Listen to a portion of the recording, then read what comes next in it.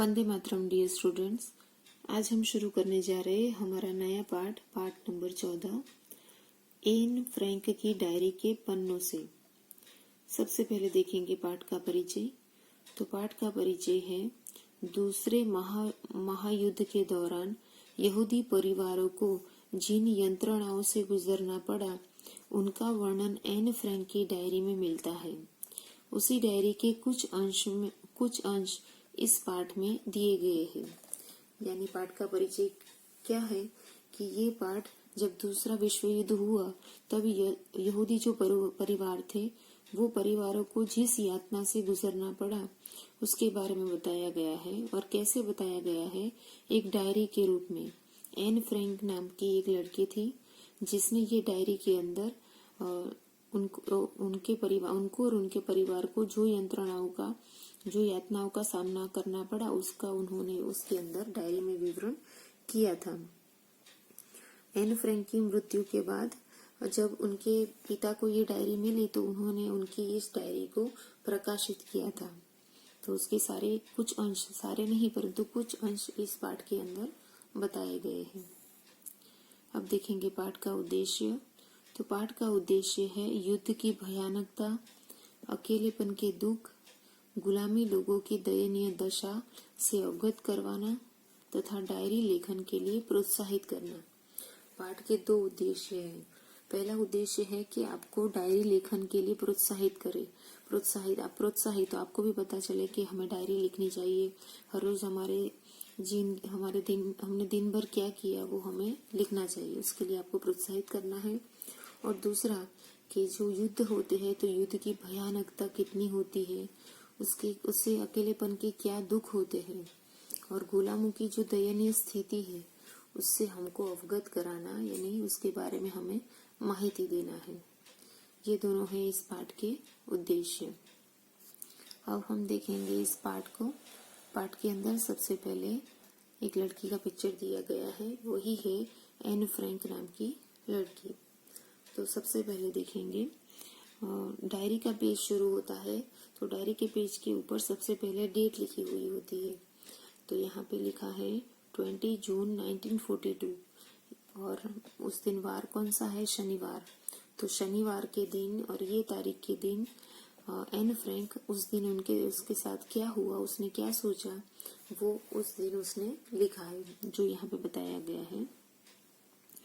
प्यारी किटी, आखिर वह कौन सी बात थी जिसने मुझे डायरी लिखने की प्रेरणा दी।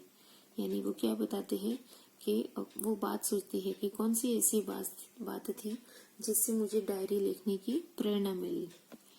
इस बात पर कोई विश्वास नहीं करेगा कि 13 वर्ष की यह लड़की संसार में बिल्कुल अकेली थी। और क्या बताते हैं कि कोई इस बात के ऊपर यकीन नहीं करेगा कि 13 वर्ष की यानी 13 ईयर की लड़की दुनिया में एकदम अकेली थी। सच्चाई तो यह है कि मैं अकेली हूँ भी नहीं। क्या बताते हैं कि असली सच्चाई तो ये है कि मैं अकेली हूँ पर नहीं हूँ। कैसे? तो मेरे प्यारे माता पिता है और 16 वर्ष की एक बहन है और 30 ऐसे लोग हैं जिन्हें मैं अपना कह सकती हूँ। और क्या बताती है, यानी उनका कोई मित्र नहीं था परंतु फिर भी वो अकेले नहीं थी क्योंकि उनके साथ उनके माता पिता, 16 वर्ष की एक बहन और 30 लोग ऐसे थे जिनको वो अपना कह सकती थी। हमारा जीवन चिंताओं से दूर नहीं था। क्या बताती है वो कि हमारे जीवन के अंदर बहुत सारी चिंताएं थी।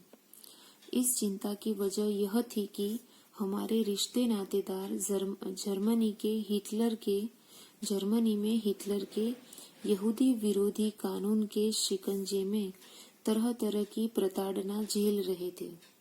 क्या बताती है एन फ्रैंक कि हमारा जीवन पूरा चिंताओं से भरा हुआ था। और इसकी चिंता की वजह क्या थी कि जर्मनी के अंदर उनके जो नाते रिश्तेदार थे जो जर्मनी में रहते थे वो लोग हिटलर ने जो यहूदियों के विरोधी जो कानून बनाया था, ये लोग यहूदी थे। तो हिटलर ने जो यहूदियों के विरोधी उनके ऑपोजिट जो भी रूल्स कानून बनाए थे उसके अंदर उसके जो भी नाते रिश्तेदार थे वो उनके शिकंजे में तरह तरह की प्रताड़ना यानी यातनाएं, तरह तरह की यातनाएं झेल रहे थे। हिटलर ने यहूदियों के विरोधी बहुत स्ट्रिक्ट कानून बनाए थे जो जो एकदम बहुत यातना भरे और कष्ट से भरे हुए थे। तो उनके जो भी रिश्तेदार थे एन फ्रैंक के, जो जर्मनी में रहते थे, उनको ये सारे कष्ट झेलने पड़ते थे, ये सारी यातनाओं का सामना करना पड़ता था। 1940 के बाद से तो अच्छे दिन जैसा दूर और दुर्लभ ही होते चले गए थे। और क्या बताती है कि 1940 यानी 1940 के बाद अच्छे दिन जैसे दूर हो गए थे। ये साल के बाद उनके जिंदगी से, उनके जीवन से अच्छे दिन जैसे दूर चले गए थे और दुर्लभ होने लगे थे। दुर्लभ का अर्थ होता है बहुत मुश्किल, जल्दी से हाथ न आने वाले। ओके, तो अच्छे दिन उनसे बहुत दूर चले गए थे और इतने दूर चले गए थे कि जल्दी वो उसके हाथ आए नहीं, इतने दूर चले गए थे।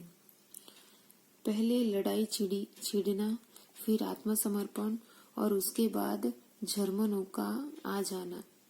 यहूदियों के लिए यही से संकट की शुरुआत हो गई।